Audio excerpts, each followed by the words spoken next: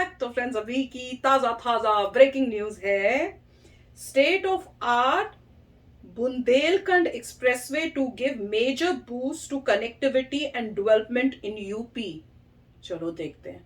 तो वीडियो शुरू करते हैं। वीडियो शुरू करने से पहले अगर आप चैनल पर नए हो और आपने अभी तक सब्सक्राइब नहीं किया है तो जल्दी से पहले सब्सक्राइब के बटन और बेल आइकन को क्लिक कर लो ताकि आपको हमारे सारे न्यू वीडियोस के नोटिफिकेशन मिल जाए जैसे हम अपलोड करें। अगर आपको वीडियो पसंद आता है प्लीज लाइक एंड शेयर। चलिए शुरू करते हैं। अरे वाह,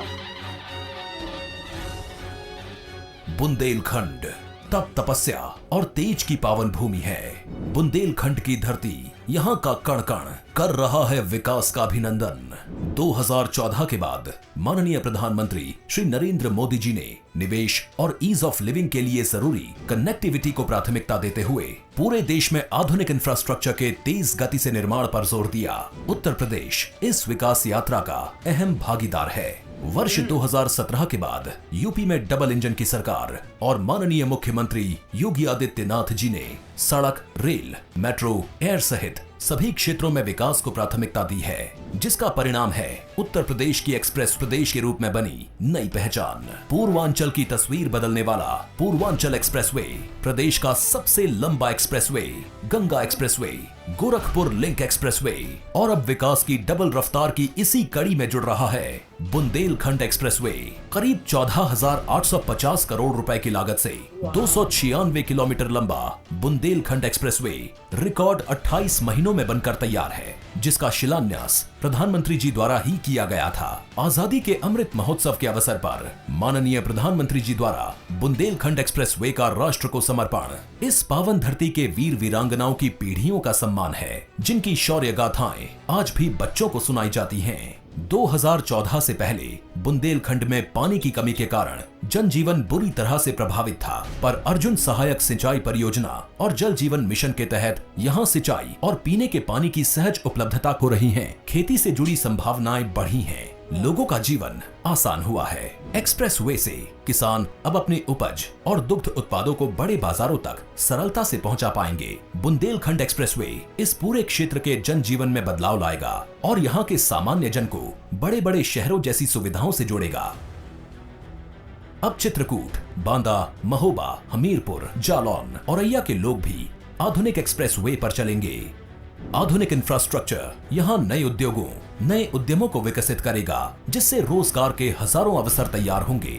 बुंदेलखंड एक्सप्रेसवे से उत्तर प्रदेश डिफेंस कॉरिडोर को भी गति मिलने वाली है। बुंदेलखंड एक्सप्रेसवे के आगरा लखनऊ एक्सप्रेसवे और यमुना एक्सप्रेसवे के साथ लिंक होने से स्थानीय एमएसएमई सेक्टर के लिए नए मौके बनेंगे और क्षेत्र के आर्थिक विकास को बल मिलेगा। एक्सप्रेसवे के दोनों ओर राइट ऑफ वे बनाया गया है, जहां सोलर एनर्जी से ऊर्जा मिलेगी। एक्सप्रेसवे पर प्रवेश व निकासी के लिए इंटरचेंज तथा जरूरी जगहों पर आरओबी, पुल और अंडरपास बनाए गए हैं। साथ ही जन सुविधा केंद्र और स्थानीय लोगों के लिए सर्विस रोड भी बनाए गए हैं। एक्सप्रेसवे के आसपास सघन वृक्षारोपण होगा, इन्वेस्टमेंट पार्क और कारखाने बनेंगे। बुंदेलखंड एक्सप्रेसवे से पूरे यूपी और पूरे देश की आकांक्षाओं को एक्सप्रेस रफ्तार मिलेगी और ये पावन भूमि नए भारत के सपनों का एक अहम केंद्र बनकर उभरेगी। नए भारत का नया उत्तर प्रदेश। वाओ, देख के इतना प्राउड फील हो रहा है। और जिस तरह से बन रही है ना, पूरा अमेरिकन स्टाइल। मतलब जिस तरह से उन्होंने बनाया है कि भाई अभी ये जो सड़क है ये टर्न होगी या कर्व होगी, उसके एरो सिंबल्स बिल्कुल यहाँ पे होते हैं कि अभी ये कर्व वाली जगह है तो पहले से वार्निंग वो सिंबल्स, वो जो एरो एरो येलो के ऊपर ब्लैक वैसे ही। और अब रेस्ट एरिया लिखा हुआ था, मतलब बिल्कुल यूएसए की तरह रेस्ट एरिया। पहले तो मेरे ख्याल से कुछ और लिखा जाता था, अब बिल्कुल वही स्टाइल। और मुझे इससे ये याद आ रहा है कि नितिन गडकरी जी ने ये बहुत पहले अभी बोला भी था कि मैंने इसको इंडिया को अमेरिका बना देना है, अमेरिका से भी बढ़िया बना देना है। वो बिल्कुल उसी स्टाइल पे बना रहे हैं। मतलब जब तक हम इंडिया आएंगे हमें पता ही नहीं चलेगा कि हम इंडिया आए हैं कि हम अमेरिका में ही बैठे हुए हैं। That is going to be amazing.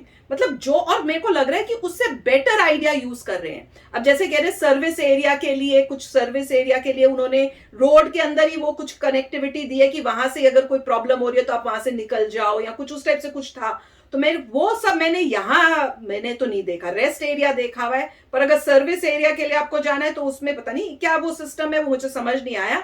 पर दैट इज वन स्टेप आगे की सोच, मतलब कि और क्या इंप्रूव कर सकते हैं, उस सोच के साथ उन्होंने ये इंप्रूव किया है।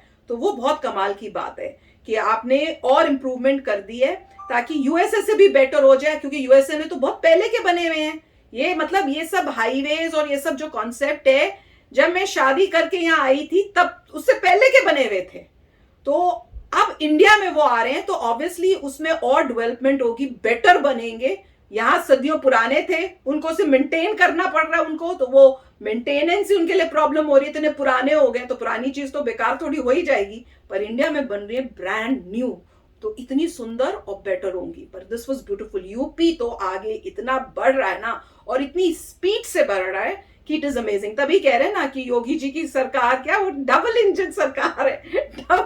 दो इंजन की स्पीड जो होती है ना, उस इंजन पे काम कर रही है। वो डबल इंजन जब कह रहे थे मोदी दिखा रहे थे, योगी जी दिखा रहे थे। हाँ, साथ में वो भी एक वे है कि भैया डबल इंजन मीन्स दो लोग मिलके काम करके इसको दो इंजन के साथ दिए, तो दो इंजन काम कर रहे हैं। एक मोदी जी इंजन है, एक योगी जी नहीं, ये उन्होंने बहुत ही अच्छा कहा था, 2 इंजन के, और दोनों दिखा रहे थे। और देखिए बहुत फर्क पड़ जाएगा एक बार अगर रोड्स अच्छी हो गई तो उसके आसपास जितने भी विलेजेस हैं वो आगे बढ़ जाएंगे। यही है लाइफ में कि अगर कोई विलेज दूर है मगर एक विलेज बिल्कुल ही हाईवे के साथ है तो वो विलेज आगे बढ़ जाएगा। क्यों? क्योंकि वो सर्विसेज देना चालू कर देगा, दुकानें खुल जाएंगी, वहाँ पे ढाबे वगैरह के सिमिलर रेस्टोरेंट्स वगैरह खुल जाएंगे।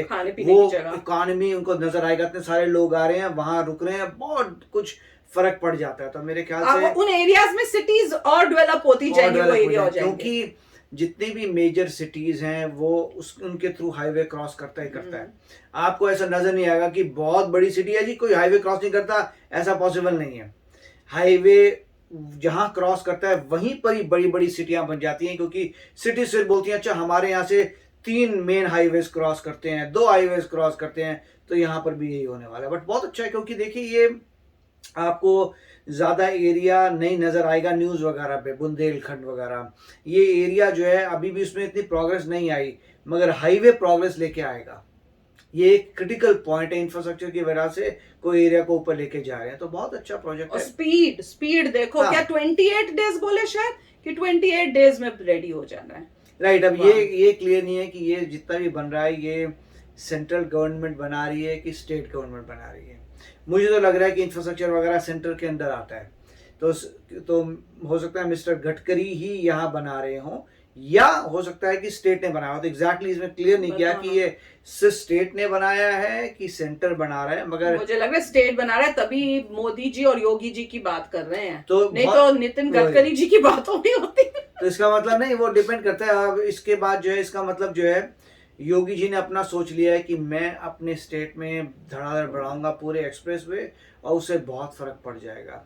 और अब ये है कि जितने लोग जिनको ट्रैवल करना पड़ता था धीरे धीरे वो हाईवे से जाएंगे, रात को निकलेंगे, सुबह पहुंच जाएंगे, तो बहुत कुछ हो जाएगा। अभी ये कि पहले जो सिर्फ बंदा ट्रेन लेता था अब वो बाय कार भी जा सकता है। और धीरे धीरे ट्रेनें ना बंदी हो जानी है। जैसे यूएसए में ना लोग कहते हैं कि ट्रेन छोड़ो, गाड़ी में ही, कार में ही चलो, जल्दी पहुंचेंगे, और अपनी मतलब कोई रिस्ट्रिक्शन नहीं कि ट्रेन में इस टाइम से जब निकलना निकले और वहां पहुंच गए। कि लोग बोलेंगे ट्रेन से आने के बाद अपनी कार उठाता हूँ, सीधा बैठना है, क्रूज लगाना है और पहुंच जाऊंगा। नहीं, और जगह जगह होटल्स भी बन जाएंगे कि अगर नाइट स्टे करनी है तो जगह जगह इतने होटल्स, फ्लेक्सिबिलिटी के लिए कोई बुकिंग का चक्कर नहीं है, कुछ नहीं। कमाल ही हो गया यार, अमेजिंग हो रहा है। इतना बड़, मतलब हर दिन कुछ ना कुछ कमाल सुनने को मिलता है। और मैं सच बोल रही हूँ कि जब तक हमारा इंडिया आने का प्रोग्राम बनेगा ना, इंडिया पहुंचेंगे कहेंगे यार तो यूएसए ही है।